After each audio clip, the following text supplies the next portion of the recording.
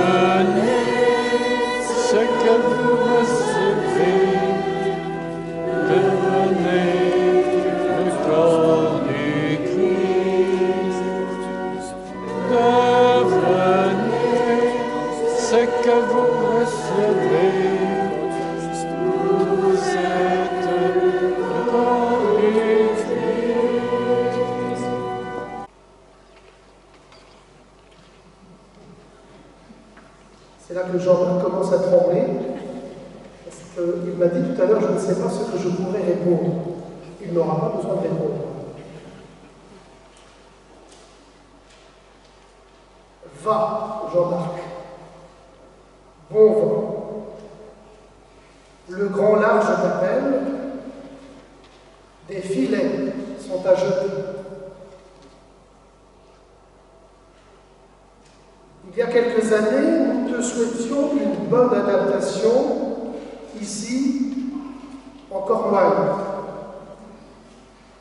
Un enracinement, faudrait-il dire, en cette terre qui pourrait, peut-être pour certains, et aux premiers abords, sembler, sinon ingrate, tout au moins parfois difficile à travailler.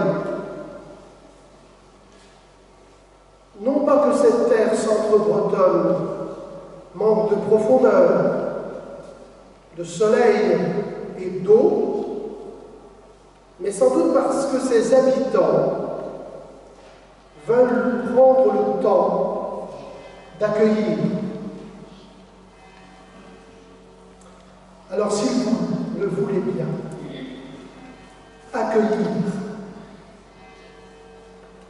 c'est le verbe que nous allons retenir ce soir.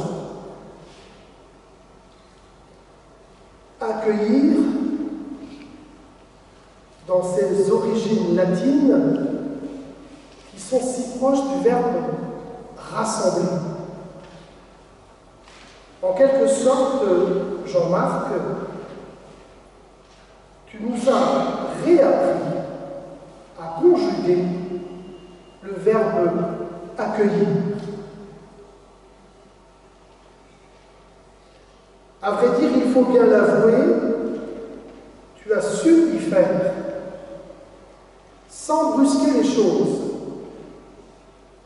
avec une bienveillance naturelle qui en dit au final bien plus qu'il n'y paraît. Kenavo, dit-on en breton, c'est-à-dire en le traduisant en mauvais français, jusqu'à ce que l'on se revoie. C'est bien là notre espérance. Nous sommes appelés, ici, ailleurs, ou un peu plus tard. EAP de toute la paroisse de Guarec, je t'adresse nos remerciements les plus sincères pour ce que tu nous as apporté. Tu nous as soutenus, guidés et assistés en EAP et en paroisse, toujours partant de partager entre les différents relais et partants de Guarec, par-delà la charge de travail qui advienne dans les paroisses de Belcarré et Rosprovence. C'est vrai que ça fait court, 6 années, cela passe très vite, depuis septembre 2012. J'étais heureux, dans le mémento des défunts, de voir la présence de Yann, qui m'a beaucoup marqué, Yann Talbot. Je voudrais évoquer les prêtres qui m'ont formé. Yann a été formateur pour mes années de séminariste. Comme tous les prêtres que j'ai eu la chance de côtoyer, Bernard aujourd'hui présent, et je pense à tous ceux qui ont été dans notre région, qui nous ont quittés, ceux aussi qui sont partis dans d'autres paroisses. Il y a eu beaucoup de changements en 6 ans. Et ça a été, la fraternité sacerdotale est importante. Yann m'a appris le breton, mais je m'excuse déjà pour mon accent gallo qui trahit un peu le breton. Pas un accent terrible quand même. Job, le frère, n'a pas pu nous rejoindre, mais il pense très fort à nous ce soir. Il est de tout cœur avec nous et nous lui souhaitons un bon rétablissement. Je salue les sœurs, les religieuses, filles du Saint-Esprit, sœur Augustine. C'était une joie de vous avoir vous rencontré et puis de pouvoir prier avec vous. Vous avez toujours soutenu la mission de l'Église. Je salue les élus. J'ai vu quelques visages, les élus présents dans cette assemblée, représentants des communes, maires ou délégués. Je vous salue, merci d'être présents.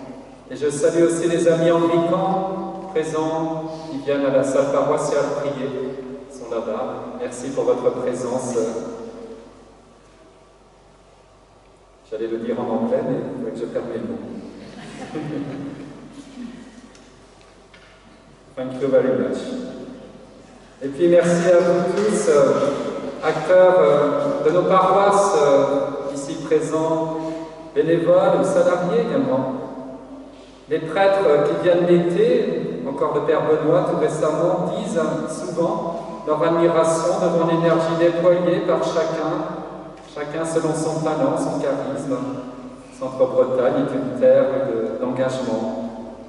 Le synode nous a tracé la voie, en particulier celle du lien entre les générations que chacun puisse bien trouver sa place dans la communauté, enfants, jeunes, adultes, toutes les générations.